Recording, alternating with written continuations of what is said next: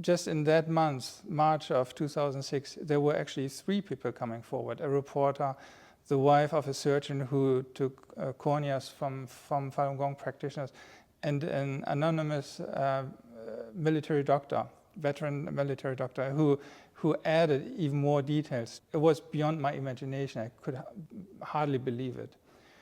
And I followed this case, and then 2 months later I saw that the vice president of the European Parliament, Edward Macmillan-Scott, he followed that case too. He went to China. He met with 2 Falun Gong practitioners who told him that they saw a friend who died in detention who had holes in the body.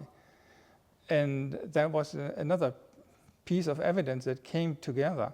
2 months later, I heard about the report from David Kilgore and David Meadows, who conducted phone interviews with hospitals in China. And they indeed recorded that doctors in the Chinese hospitals said they take organs from Falun Gong practitioners because those are fresh organs. So at that time, this was very shocking. And I decided to go in July 2006 to attend the World Transplant Congress in Boston.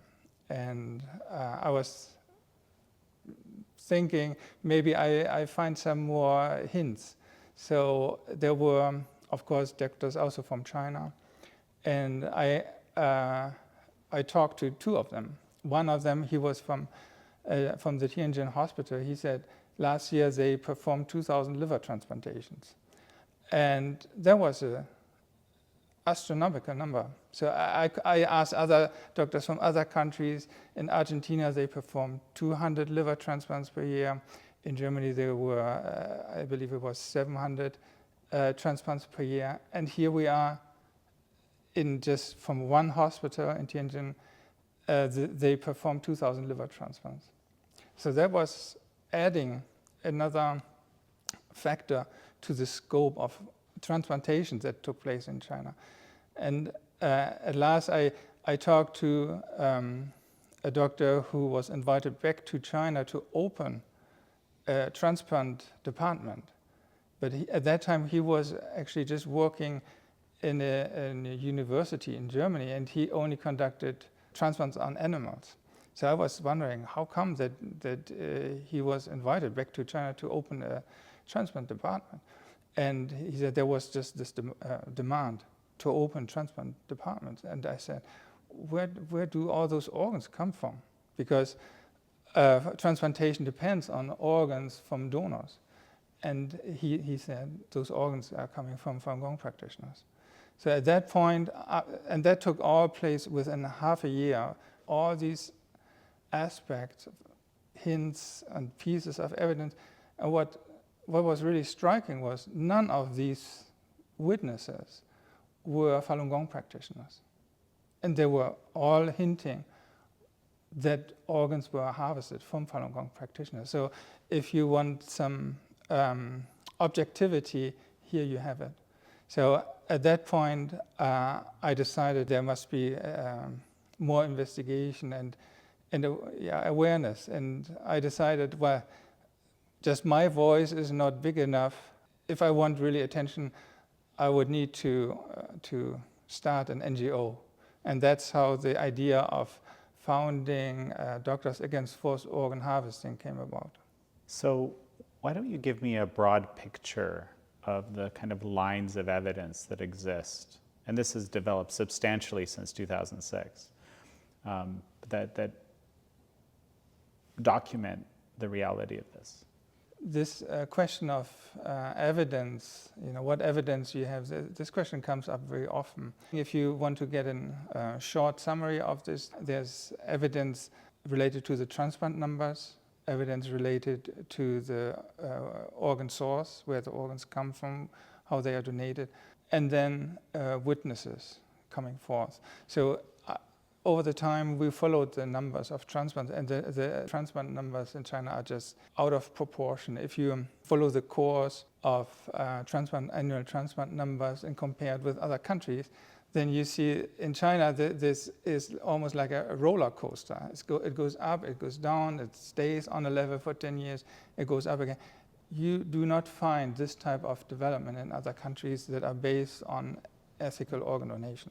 In other countries you find like a steady, gradual increase of organ donors and then also transplants. But in China this seems to be decoupled. Just recently in 2020 you see this example that a doctor team wanted to perform a double lung transplant on a COVID patient, and then just within 1 day they said they got the matching lung and performed the transplant. This is unthinkable in a Western transplant environment. So it seems like organs are coming from on demand to facilitate transplant on demand. So the wait time in China is usually just considered between 2 days and 14 days. It's very typical. There was a camera team from Korea, Southern Korea, that went with a hidden camera to one of these hospitals, and they filmed a nurse who was accommodating patients from Korea. And the nurse was saying, yeah, usually it takes 2 weeks to get a kidney, but if you pay $10,000 extra, you can get it within 2 days. And this is unheard of, that just because of an extra money you pay for an extra fee, you can accelerate the wait time and accelerate it to 2 days. So nothing in terms of transplantation numbers is kind of reflecting anything that you see in all other countries in the world. So this is one part, the transplant numbers, the wait times, but then also the donor numbers. We monitored a website where the numbers of organ donations were displayed, and we monitored this for 18 months, over 18 months. What we saw is that there was a gradual, very slow increase of registered organ donors, and then all of a sudden at the end of 2015, within 1 day, it increased by 25,000, exactly 25,000, which is unheard of. It seems to me to be like an artificial number where it said, oh, we just add exactly 25,000, ending with 3 zeros. Yeah, these are registered organ donors, are real persons. So just the fact that all of a sudden there are exactly 1,000 registered donors is unheard of. And we saw this again in the following year when 88,000 people were added to the so-called registered organ donor pool. So all of this you don't find in other countries. With other research, you saw that these numbers are more manufactured. There were no real organ donors, but the numbers were following a mathematical equation. Yeah, quadratic equation. I remember reading that paper, like a perfect quadratic equation. Yeah.